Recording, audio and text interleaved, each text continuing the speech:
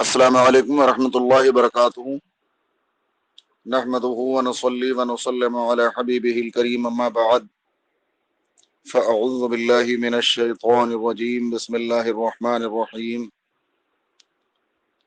ان الله وملائكته يصلون على النبي يا ايها الذين امنوا صلوا عليه وسلموا تسليما اللهم صل على سيدنا مولانا محمد وعلى اله وصحابه وبارك وسلم صلاة وسلاما عليك يا رسول الله صلی اللہ تعالی علیہ وسلم۔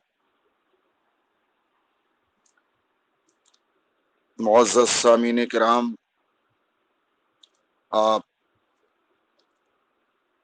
رسول رحمت علیہ الصلوۃ والسلام پر درود شریف پڑھنے کے فضائل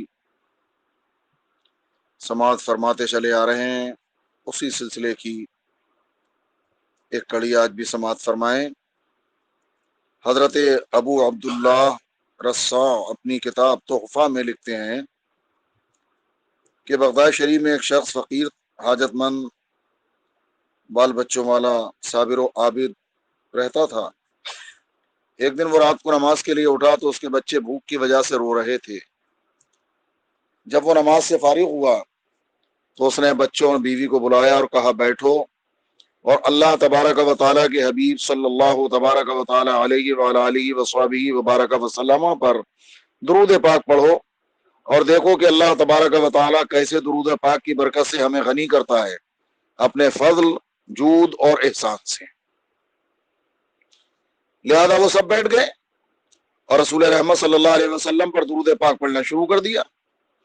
درود پاک پڑھتے پڑھتے بچے تو سو گئے اور اللہ تبارک و تعالیٰ نے اس مرد صالح پر بھی نیند طاری کر دی۔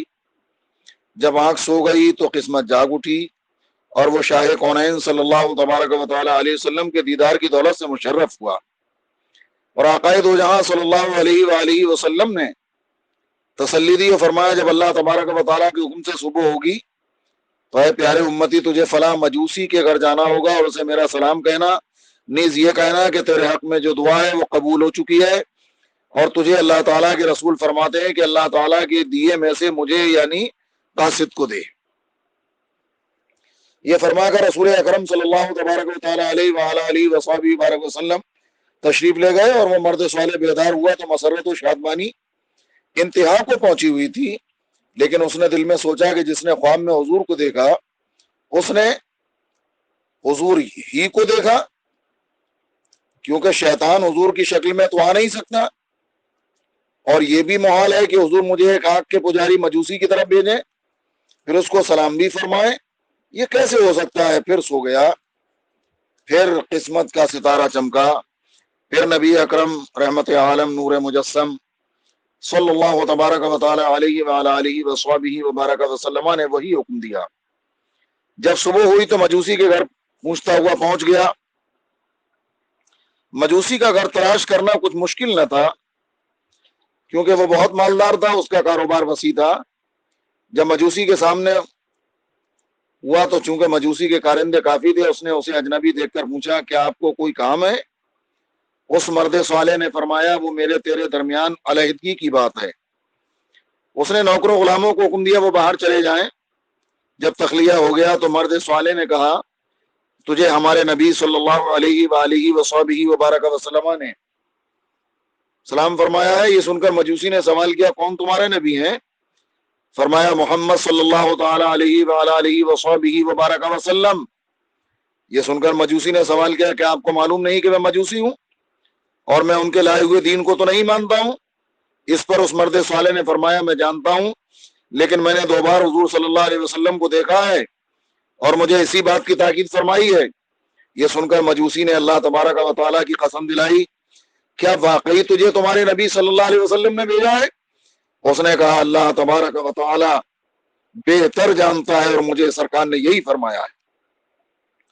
پھر مجوسی نے پوچھا اور کیا کہا ہے؟ اس نے ایک مرد نے کہا نیز حضور نے فرمایا ہے کہ تو اللہ تعالیٰ کی دیے ہوئے میں سے مجھے کچھ دے اور یہ کہ تیرے حق میں دعا قبول ہے۔ اس مجوسی نے پوچھا تجھے معلوم ہے وہ کون سی دعا ہے؟ اس نے جواباً فرمایا مجھے علم نہیں۔ پھر مجوسی نے کہا میرے ساتھ اندر آ میں تجھے بتاؤں وہ کون سی دعا ہے۔ جب میں اندر گیا اور بیٹھے تو مجوسی نے کہا آپ اپنا ہاتھ بڑھائیں تاکہ میں پہلے تو آپ کے ہاتھ پر اسلام قبول کروں۔ اس نے ہاتھ پکڑ کر کہا اشہد ان لا الہ الا اللہ و اشہد ان محمد رسول اللہ، اشہد ان لا الہ الا اللہ و اشہد ان محمد رسول اللہ صلی اللہ تبارک و تعالی علیہ وعلی آلہ وصحبہ بارک وسلم۔ اسلام قبول کر لینے کے بعد اس نے اپنے نشینوں کو، کارندوں کو بلایا اور فرمایا سن لو، میں گمراہی میں تھا، اللہ تبارک و تعالی نے مجھے ہدایت دی ہے، میں نے ہدایت قبول کر لی اور میں نے تصدیق کی اور میں ایمان لایا ہوں اللہ تعالی سبحانہ پر اور اس کے نبی محمد مصطفیٰ صلی اللہ علیہ وآلہ وسلم پر، لہذا تم میں سے جو ایمان لے آئے تو اس کے پاس جو میرا مال ہے وہ اس پر حلال ہے، اور جو ایمان نہ لائے وہ میرا مال بھی ابھی واپس کر دے، اور آئندہ نہ وہ مجھے دیکھے نہ میں اسے دیکھوں۔ تو چونکہ اس کے مال سے کافی مخلوق تجارت کرتی تھی، اس کے اعلان سے اکثر ان میں سے ایمان لے آئے، اور جو ایمان نہ لائے وہ اس کا مال واپس کر کے چلے گئے۔ پھر اس نے اپنے بیٹے کو بلایا اور فرمایا بیٹا میں نے اسلام قبول کر لیا ہے، لہذا اگر تو بھی اسلام قبول کر لے تو تو میرا بیٹا اور میں تیرا باپ، ورنہ آج سے نہ تو میرا بیٹا اور میں نہ تیرا باپ۔ یہ سن کر بیٹے نے کہا ابا جان، جو آپ نے راستہ اختیار کیا ہے میں اس کی مخالفت ہرگز نہیں کروں گا، لیجئے سن لیجئے۔ اور اس نے بھی پڑھ لیا اشہد ان لا الہ الا اللہ و اشہد ان محمد رسول اللہ صلی اللہ تبارک و تعالی علیہ وعلی آلہ وصحبہ وبارک وسلم۔ پھر اس نے اپنی بیٹی کو بلایا جو کہ اپنے ہی بھائی کے ساتھ شادی شدہ تھی، اور یہ مجوسیوں کے مذہب کے مطابق تھا۔ باپ نے اپنی بیٹی سے بھی وہی کچھ کہا جو اس نے اپنے بیٹے سے کہا تھا۔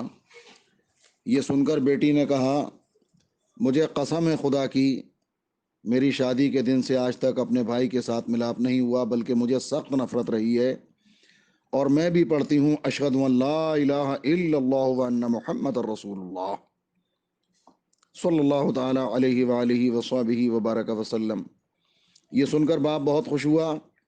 پھر اس نے مرد صالح سے کہا کہ آپ چاہتے ہیں کہ میں آپ کو وہ دعا بتاؤں جس کی قبولیت کی خوشخبری آپ لائے ہیں، اور وہ کیا چیز ہے؟ جس نے رسول اکرم نبی محترم صلی اللہ علیہ وآلہ وسلم کو مجھ سے راضی کیا ہے۔ مرد صالح نے فرمایا ہاں ضرور بتائیں۔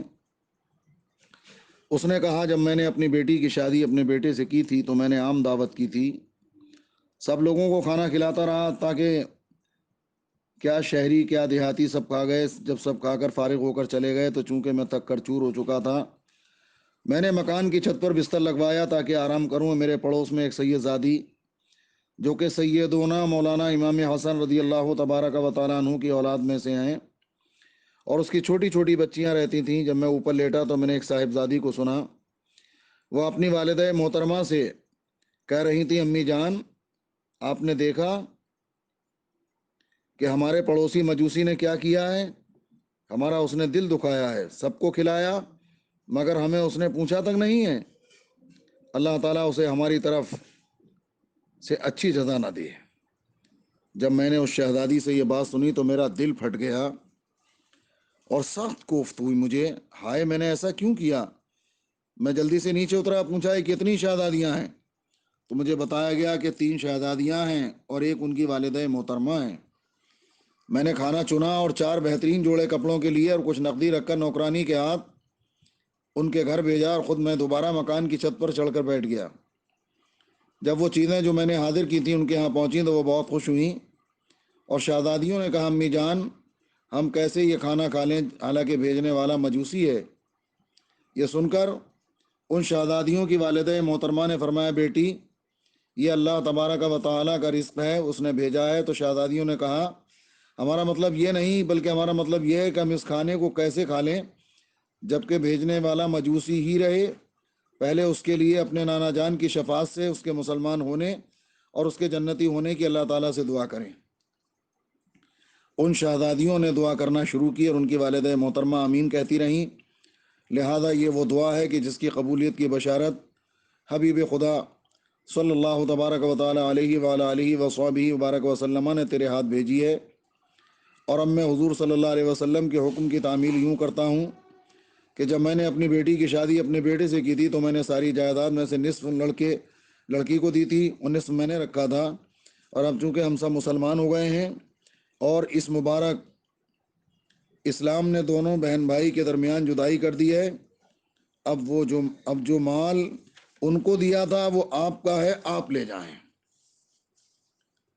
اس واقعے سے یہ سبق ملا کہ سادات کرام کی خدمت کرنے سے اللہ تبارک و تعالیٰ اور اس کے حبیب صلی اللہ علیہ وسلم راضی ہوتے ہیں، اور اس کے عوض جنت اور شفاعت نصیب ہوتی ہے۔